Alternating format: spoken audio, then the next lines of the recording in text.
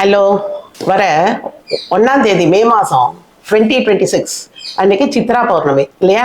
Last year நான் வந்து கலந்த சாதம்லாம் போடும்போது யாரோ கமெண்ட்ல சொல்லியிருந்தா, நீங்க வந்து விரதம் இருக்கணும்னு சொல்லணும், உப்பு இல்லாம எதுக்காக இப்படி கலந்த சாதம்லாம் பண்ணி சாப்பிடணும்னு சொல்றீங்க அப்படின்னு சொன்னேன். ஆக்சுவலா அது உண்மைதான், எல்லாரும் விரதம் இருக்கணும், அன்னைக்கு உப்பு போடாம சமைச்சு சாப்பிடணும், அதெல்லாம் ஓகே. பட் இப்போ காலம் கொண்டு எல்லாருக்கும் டயபெட்டிக் பேஷண்டா இருக்கா.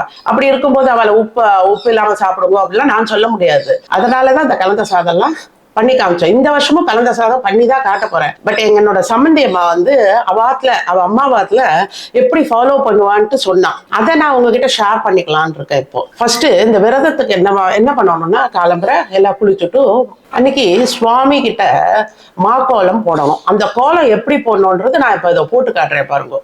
நான் இப்போ கிழக்கு மேற்கா இருக்கேன்.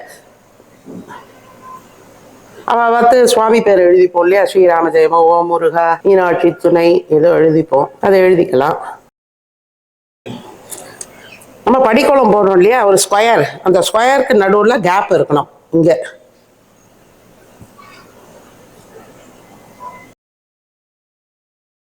இப்ப பாருங்க, கிழக்கு பக்கம் இப்படி கேப் இருக்கணும், நடுவில் இந்த கோடு ஜாயின் ஆகக்கூடாது. அதே மாதிரி மேற்கு பக்கமும் இந்த கேப் இருக்கணும்.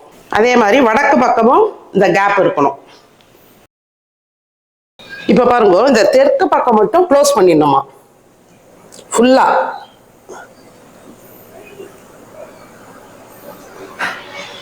அவ்வளவுதான், நம்ம படிக்கோளத்தை ஸ்கொயர் வந்துடுத்த. இங்க எதுவும் ஒரு கூம்பெல்லாம் போடக்கூடாது, இது ஓப்பனாவே இருக்கணும். இந்த மூணும், கிழக்கு மேற்கு வடக்கு, தெற்கு மட்டும்தான் மூடி இருக்க.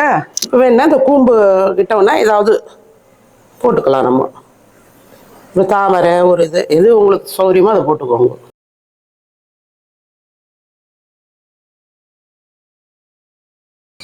இதுக்கு நடுவில் இந்த சித்திரகுப்தனை போடணுமா. சும்மா நமக்கு தெரிஞ்சதை போட வேண்டியதுதான். கண்ணு காது மூக்கு ஏதோ வச்சு போட வேண்டியதுதான். ஒன்றும் போட்டுருவோம் பக்கத்தில். யாரோ ஒரு மனுஷா இருக்க மாதிரி, ஒத்தபமா வேண்டாம். இந்த தெற்கு பக்கம் மட்டும் ஏன் நம்ம அப்படி க்ளோஸ் பண்ணியிருக்கோம்னா, அது வந்து யமனோட திக்கு இல்லையா? பொதுவாகவே நம்ம கரிகால் இருக்கினா கூட தெற்க நோக்கி குழந்தைன்னு நெருக்க மாட்டோம் இல்லையா?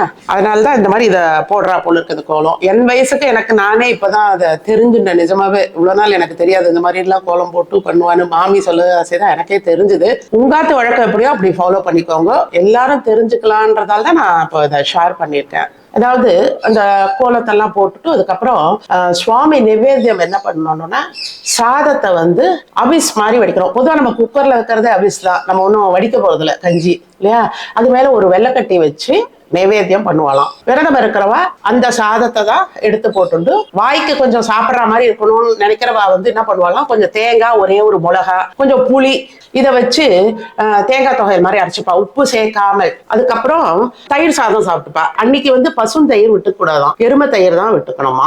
இதுதான் ப்ரொசீஜர்னு சொல்றா. இப்போ கண்ட்ரி டிலைட்ல கூட எருமை பால் கிடைக்கிறது, அது கூட நம்ம விரதம் இருக்கவா வாங்கிக்கோங்க. இங்க பாருங்க, சித்திரகுப்த நாயனார் கதைன்னு ஒரு புக்கே வெளியிட்டு இருக்கலாம். மாமி கொடுத்த அந்த புக்கை என் பொண்ணு வந்து இந்த புக்கை வந்து ஸ்கேன் பண்ணி கீழே கொடுத்துருப்போம். தேவைப்படுறவா அதை படிக்கணும்னா அதை டவுன்லோட் பண்ணி படிச்சுக்கோங்க. அன்னைக்கு ஆத்து சாஸ்திரிகளை கூப்பிட்டோ இல்லை யாராவது ஒரு பிராமணால கூப்பிட்டு புது முறத்துல வந்து ஒரு கரிகா பழங்கள், அப்புறம் வந்துட்டு எல்லாம் பருப்பு வகைகள், அரிசி, புளி எல்லாத்தையும் வச்சு வெத்தலைப்பாக்கு பழம் எல்லாம் வச்சு அவருக்கு தானமா தட்சணையோட கொடுக்கணும். எங்க சம்மந்தி மாமி பேரு மதுராம்பாள். மாமி தான் சொன்னா. அவ மாமி வந்து ஸ்ரீவாஞ்சியத்துல தான் பிறந்திருக்கா. அந்த ஊர்ல வந்து வாஞ்சிநாதன் மங்களாம்பிகை, இந்த கோயில்ல சித்திரகுப்தனுக்கும் யமனுக்கும் தனி சன்னதி இருக்கான். இதே மாதிரி காஞ்சிபுரத்துல கூட நான் பார்த்திருக்கேன். எனக்கு அந்த கோவில் ஞாபகம் இல்லை, பேர் ஞாபகம் இல்லை. இப்போ நம்மளோட பாயிண்ட்டுக்கு வருவோம். இது வந்து விரதம் இருக்கவா இப்படி எல்லாம் ஃபாலோ பண்ணிக்கோங்க. விரதம் இல்லாதவா, இப்ப நாங்க எங்காத்துல சமைச்சு, எங்காத்துல குழந்தைகள் இருக்கா, டயபெட்டிக் பேஷண்ட், வயசானவா இருக்கா, அதனால நாங்க கலந்த சாத்தை பண்ணிட்டு அன்னைக்கு சுவாமி நிவேதியம் பண்ணிட்டு நாங்கெல்லாம் சாப்பிடுவோம். சிலர் வந்து ராத்திரி பௌர்ணமி பார்த்துட்டு அந்த நிலாச்சோறு சாப்பிட்றோம்னு சாப்பிடுவா பாருங்க, சிலர்லாம் அந்த மாதிரியும் சாப்பிட்றவா இருக்கா. இன்னைக்கு நான் என்னென்ன கலந்த சாதம் பண்ண போறேன்னா, நாங்க ஆல்ரெடி 3 டைப் ஆஃப் புளியஞ்சாதம், கல்ச்சட்டி புளியஞ்சாதம், வானலி புளியஞ்சாதம், ஈசி புளியஞ்சாதம் எல்லாம் பண்ணி காமிச்சிருக்கேன். இந்த ட்ரிப் நான் வந்து அவல் கேசரி, கதம்ப சாதம், நெல்லிக்காய் சாதம், கொஞ்சம் தேங்காய் சாதம், தயிர் சாதம் இதான் பண்ணி காட்டலான் இருக்கேன். உங்களுக்கு புளியஞ்சாதம் எலுமிச்சம்பழ சாதம் எல்லாம் தேவைன்னா கீழே லிங்க் கொடுப்பா, தேவைப்படுறோம் அதை பார்த்து பண்ணிக்கோங்க. நான் இன்னைக்கு அவியல் பண்ண போறது இல்லை, ஏன்னாக்க நிறைய கரிகாய் போட்டு இந்த சாதம் பண்றதால தொட்டுக்கிறதுக்கு வெறும் அப்பளம் வடம் அந்த மாதிரிதான் வறுத்துக்கலான் இருக்கும். எல்லாத்தையும் டிஸ்கிரிப்ஷன்ல என்னென்ன அளவுகள்ன்றது பொண்ணு கொடுத்துருவோம், அது லாங் வீடியோவா பொறுத்து பாருங்க. அதனால நான் பண்ணும்போதே சொல்றேன். ஃபர்ஸ்ட் அவல் கேசரி பண்ண போறேன், கலர் போடாம. ஏன்னா சத்யநாராயண பூஜை பண்றவா அன்னைக்கு கேசரி கலர் போடாம தான் பண்ணுவா பாருங்க. அதனால அதை பண்ண போறேன் இப்ப ஃபர்ஸ்ட். இது பாருங்க, வானலி காஞ்சதும் சும்மா ஒரு ஸ்பூன் நெய் விட்டுருக்கேன். இதுல இந்த முந்திரியை போட்டு வறுத்துருவோம். இதை வறுபட்டு எடுத்துடுறேன். அப்புறம் இந்த அரை கப்பு நல்ல அந்த கெட்டி எவ்வளோ எடுத்துக்கோங்க, அதை இதில் வறுத்துருவோம். செவக்க வறுக்க வேண்டாம், ஓரளவு சூடு வர அளவுக்கு வறுத்துடலாம். இது வறுக்கிறதால குழையாம இருக்கும் கொஞ்சம். போதும், இதை அணைச்சுடுறேன். இப்போ இந்த ஜாருக்கு டிரான்ஸ்ஃபர் பண்ணி இது பொடியா ரவை மதத்தில் அரைச்சுன்னு வரேன், ஆறட்டும். இப்போ பாருங்க, இந்த மாதிரி ரவை பதத்தில் உடைச்சுன்னு வந்திருக்கேன் நான், நைஸ் ரவையா. இப்போ இந்த பாருங்க, அந்த மெஷர்மெண்ட் கப்பால 2 ஜலம் விட்டுக்கலாம். பாருங்க, ஜலம் கொதிக்க ஆரம்பிச்சிருத்து. இப்ப இந்த பொடிச்ச ரவையை அதுல போட்டுலாம், சிம்மில் வச்சுட்டோம். சிம்மில் வச்சுட்டு மூடி வைக்கிறேன். பாருங்க, ஒரு 5 நிமிஷம் சிம்மில் வச்சு மூடி வச்சிருந்தேன். நடுவில் ஒரு 2 முறை கிளறி விட்டேன். நல்லா வெந்துடுத்தா. இப்போ இதுக்கு சுகர் போட வேண்டியது. எந்த மெஷர்மெண்ட்ல அளந்தோமோ அதில் 1 போட்டால் போதும், நார்மலாக எல்லாருக்கும். வேணுங்கிற இன்னொரு 1.25 கூட போட்டுக்கோங்க. இப்போ நல்லா இலகும் பாருங்க, நல்லா அப்படியே கலரண்டே இருந்தால் அப்புறம் சேர்ந்த மாதிரி வந்துடும். பாருங்க, ஒரு 3/4 பதம் ஆயிடுத்துது நல்லா. இப்போ இதில் ஒரு ஸ்பூன் நெய்யை விடுவோம். ஏலக்காய் பொடி நான் இன்னைக்கு கலர் பொடி போடல, வேணுங்கிறவா போடுவேன்னா போட்டுக்கோங்க. பொதுவாக சத்யநாராயண பூஜைக்கெலாம் கலர் போட மாட்டேன், நெய்வேத்தியம் இல்லையா.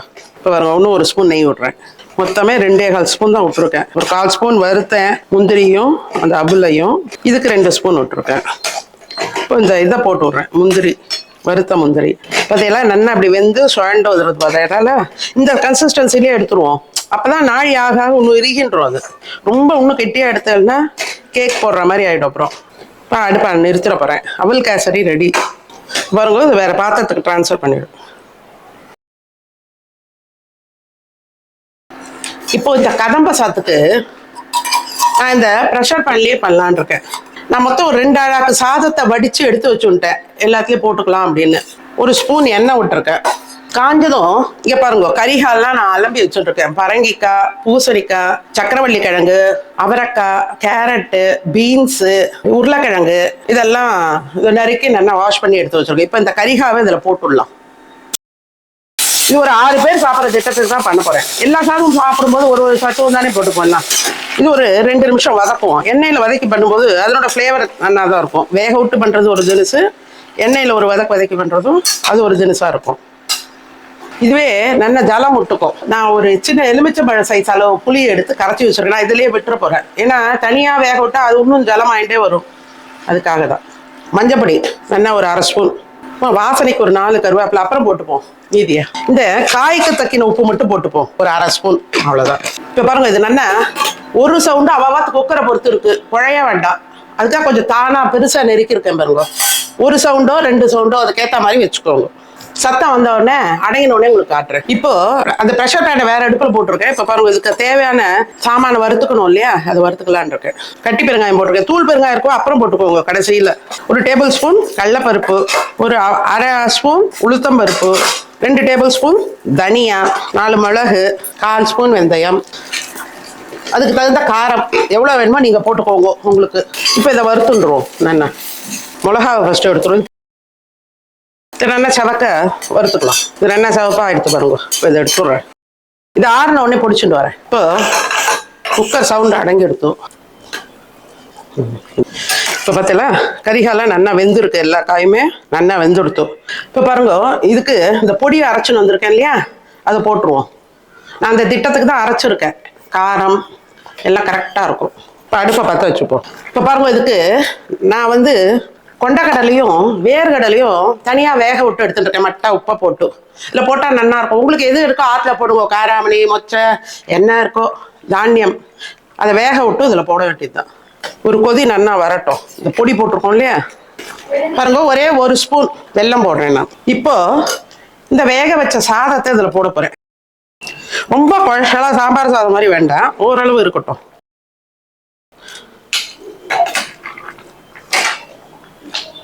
இப்போ பாருங்க, பருப்பு வேக வச்சு மற்ற சமையலுக்கும் வச்சுட்டு இருக்கேன் நான். இதுலேருந்து ஒரு 2 கரண்டி பருப்பு போடுறேன். இப்போ ஒரு அழாக்கு அரிசினா 1/2 அழாக்கு துவரம் பருப்பை வேக விட்டு வச்சுக்கோங்க. முதல்ல நம்ம காய்க்கு மட்டும்தான் உப்பு போட்டோம். இப்போ இந்த சாதத்துக்கு தக்கின உப்பு போட்டிருக்கேன், டேபிள் சால்ட் போட்டிருக்கேன். இப்போ இந்த சாதத்தை சிம்பிள் வச்சுட்டு இதுக்கு தாளிச்சு கொட்ட போகிறேன். இப்போ வானலி காஞ்சதும் நல்லா 2 டேபிள் ஸ்பூன் நல்லெண்ணெய் விட்டுருக்கேன். ஒரு வத்த மிளகா போட்டுப்போம், கடுகு. இதனோட ஹைலைட்டே சொல்லுவா பாருங்க, இந்த சுண்டக்காய் உப்பு பார்த்து போட்டுக்கோங்க. நிறைய சுண்டக்காய் வந்து உப்பா வருது. இதை நீங்க அதுல பொரிச்சு போடும்போது உப்பு ஜாஸ்தி ஆயிட போறது. நாங்க இன்னைக்கு உப்பு கம்மியா இருக்கிற சுண்டக்காய் வாங்கியிருக்கா, அதை தான் இதுல போட போறேன். சுண்டக்காய் எல்லாம் பொரிஞ்சுடுத்து, கடுகு வெடிச்சுடுத்து, இந்த பச்சையா கருவேப்பிலை நாள் இப்போ இந்த சாப்பில் எடுத்து போட்டுடலாம். இப்போ இந்த தேங்காய் துருவல் நல்லா ஒரு 2 டேபிள் ஸ்பூன் 3 டேபிள் ஸ்பூன் போட்டிருக்கேன். நல்லா இருக்கும். நம்ம அரைச்ச விடலை, இதை வந்து வறுத்து போட்டுடணும். அதில் நல்லா கொஞ்சம் நீரெல்லாம் வற்றி அதை மட்டும் போட்டோம்னா கொஞ்சம் ஊசாம ராத்திரி வரைக்கும் நல்லா இருக்கும். போதும், இதை வறுத்துட்டேன் நான்.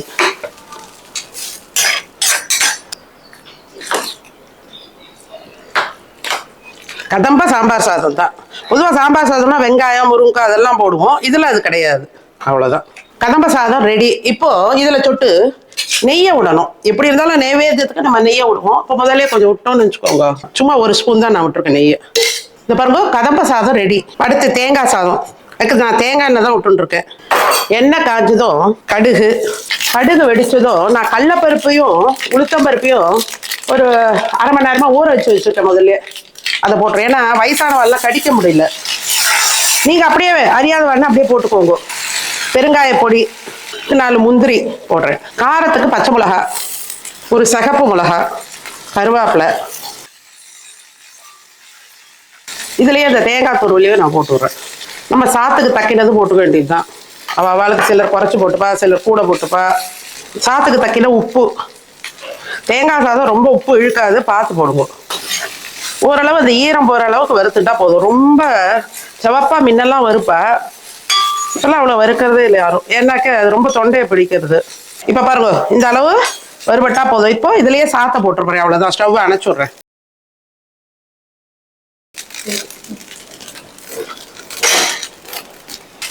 அவ்வளோதான், தேங்காய் சாதம் ரெடி. இப்போ பாருங்க, அடுத்து நான் நெல்லிக்காய் சாதம் பண்ணலான் இருக்கேன். பட் அது மஞ்சள் ஆகிடும் வதக்கும் போது வானலி. அதுக்காக ஃபர்ஸ்ட்டு தயிர் சாதத்துக்கு தாளிச்சு கொட்டின்றேன். நல்லெண்ணெய் தான் விட்டுருக்கேன். எண்ணெய் காஞ்சதும் சும்மா ஒரு 1/4 ஸ்பூன் கடுகு, பெருங்காயம் கொஞ்சம் வாசனையாக இருக்கும், இஞ்சி பச்சை மிளகா காரத்துக்கு, இந்த கருவேப்பிலை. அப்புறம் அது பாருங்க, பொடியாக மாங்காவை நெருக்கி வச்சுருக்கேன், அதை இதில் போட்டேன். இதை வதக்க வேண்டாம், சும்மா அந்த அடுப்பை அணைச்சுட்டேன். அந்த சூட்டில் இப்படி ஆனால் போதும். இதை பாருங்க, இதை எடுத்து இதில் போட்டுருணும் தயிர் சாதத்தில். இந்த கலக்கச்சா உங்களுக்கு காட்டுறேன். இப்போ நெல்லிக்காய் சாதம் பண்ணுறதுக்கு இங்கே பாருங்க, நெல்லிக்காய் ஒரு 4 நெல்லிக்காய். இதை நம்ம அப்புறம் வந்து மோர் ஜாத்துக்கு தொட்டுக்கிறதுக்கு வச்சுக்கலாம். தயிர் பச்சடி பண்ற அன்னைக்கு கலக்கலாம், ஃப்ரிட்ஜுக்குள்ள வச்சுக்கலாம். நீங்க ஒரு 10 நாள் 15 நாளுக்கு ஒன்றும் ஆகாது. இப்ப பாருங்க, நெல்லிக்காவை மிக்சி ஜார்ல போட்டேன். இதுக்கு பாருங்க, இந்த அளவுக்கு 4 நெல்லிக்காய்க்கு இங்க பாருங்க ஒரு வரக்கடை இவ்வளவு பெருசு இஞ்சியை நான் கட் பண்ணி இதை வச்சிருக்கேன். அலம்பி கொஞ்சோண்டு கலர் மாறாம இருக்கும்னு உப்பு போட்டிருக்கேன். அது காரத்துக்கு தக்கின பச்சை மிளகா போடுங்க. இப்ப பாருங்க, நான் 4 போட்டிருக்கேன். நல்லா இப்போ இதை வந்து க்ரஷ் பண்ணிட்டு வரப்போறேன். பாருங்க, அது க்ரஷ் பண்ணிட்டு வந்துட்டேன். ஜலமே விடக்கூடாது, அதுல இருக்கிற இந்த ஜலம் இருக்கும் இல்லையா நெல்லிக்காயில, அதே போதும். இதுக்கு நல்லெண்ணெய் தான் ஃபர்ஸ்ட் தாளிச்சு கொட்டின்றுவோம். சாதத்துக்கு எண்ணெய் காஞ்சி கொடுத்து கடுகு உளுத்தம் பருப்பு, அந்த சாதத்துக்கு தக்கினது போட்டுக்கோங்க. நான் 1/2 ஸ்பூன் தான் போட்டிருக்கேன். நான் மட்டா தான் பண்றேன். எல்லா சாதமும் சாப்பிடும்போது ஜாஸ்தியா இருக்கு பாருங்க, ஆயிடும். வேர்க்கடலை, இந்த சாதத்துல கொஞ்சோண்டு மஞ்சள் பொடி போட்டுக்கிறேன் கலருக்காக. மட்டா பெருங்காய பொடி, ஏன்னா நம்ம அதை வதக்கும் போது கொஞ்சம் போடுவோம். கருவேப்பிலை பாருங்க, இதை எடுத்து அந்த மஞ்சள் பொடி மேல அந்த எண்ணெயை விடணும். அப்ப அந்த சூட்ல பச்சை வாசனை போயிடும். இப்போ இந்த நெல்லிக்காவை ஒரு வதக்கி அதில் போடணும். சப்போஸ் ஜாஸ்தியாக இருந்தால் கூட அப்படியே வச்சுக்கலாம் இல்லையா, அதுக்காக தான் நான் தனியாக அதை வதக்குறேன். கொஞ்சம் நல்லெண்ணெய் விட்டு வதக்கி வச்சுட்டோம்னா அது பாட்டுக்கு இருக்கும், கெடாம. கடுகை போட்டுப்போம், பெருங்காயம், மஞ்சள் பொடி. அடுத்து இந்த நெல்லிக்காய், இஞ்சி, பச்சை மிளகா சதைச்சோம் இல்லையா, அதை போட்டுருவோம். இப்போ பாருங்க, இதை கொஞ்சம் வதக்கிக்கணும். இந்த பச்சை வாடெல்லாம் போய் ஒரு ஊறுகாய் பதமாக வரும் இல்லையா, அந்த அளவுக்கு வதக்கணும். இவ்வளோ வதங்கிருக்குல்ல, இதில் சும்மா கொஞ்சோண்டு சர்க்கரை போடுறேன். ஏன்னா ஒரு மாதிரி கடுக்கிறதுன்னு சொல்லுவா பாருங்க, ஒரு உவர்ப்பு தன்மை ஒரு மாதிரி இருக்கும். அது கொஞ்சம் குறையும் இந்த சர்க்கரை போடும்போது. வேணாங்கிறவா விட்டுருங்க. இப்போ பாருங்க, இதுக்கு எண்ணெய் பத்தலை, இன்னும் கொஞ்சம் விட போகிறேன் நல்லெண்ணெய். அப்போ தான் அது தாங்கும் உங்களுக்கு. அப்படியே உள்ளே வைக்கலாம், ஊறுகாய் மாதிரி ஃப்ரிட்ஜில் வச்சுக்கலாம். சுருளை வதங்கணும் உங்களுக்கு, அதுதான் கணக்கு. சின்னதாக அடுப்பை வச்சு பண்ணலைன்னா வதங்கிடும் நிமிஷமாக, ஒரு 5-10 நிமிஷத்தில். இப்போ பாருங்க, இறக்கறதுக்கு முன்னாடி கொஞ்சோண்டு வெந்தயப்பொடி நல்லா இருக்கும் ஃப்ளேவர். அவ்வளோதான். இப்போ நான் அடுப்பை நிறுத்திடுறேன். இப்போ பாருங்க, இந்த சாதத்துக்கு தக்கினதை போட்டு கலந்துக்கணும். மீதி எடுத்து ஃப்ரிட்ஜில் வைக்க வேண்டியது தான் நாளைக்கு. இப்போ இந்த சாதத்துக்கு மட்டா துளி உப்பை பார்த்துன்னு கூட போட்டுக்கோங்க. அதில் கொஞ்சம் உப்பு போட்டிருக்கோம் இல்லையா, அதனால பார்த்துட்டு உப்பு நான் 2 சிட்டிக்காய் போட்டிருக்கேன் கலந்துள்ளி. எலுமிச்சை பழ சாதத்துக்கு பற்றி நெல்லிக்காய் சாதம் பண்ணி காமிச்சிருக்கேன். அவ்வளோதான். நெல்லிக்காய் சாதம் ரெண்டா இருக்கும். எப்போ பாருதான் எலுமிச்சை பழ சாதம் ஆற்றுல பண்ணுவோம், டிஃபன் பாக்ஸ் கட்டி கொடுப்போம். இப்போ சீசன் கிடைக்கிறது நெல்லிக்காய். இப்போ பொதுவாக எப்பயுமே கிடைக்கிறது, இருந்தாலும் இப்போ கிடைக்கிறது, அதனால தான் அதை பண்ணேன். அவ்வளோதான். நெல்லிக்காய் சாதம் ரெடி. இப்போ அடுத்து தயிர் சாதம். தயிர் சாதத்துக்கு ஆல்ரெடி தாளிச்சு கொட்டி வச்சுருக்கேன்னா உப்பை போட்டலாம். இப்போ காய்ச்சி ஆற வச்ச பால், ஏடு பிடிக்கிறவா குழந்தை சாப்பிட்றான்னா ஏடையும் விட்டுக்கோங்க. இது கையிலே நல்லா கலக்கலாம்.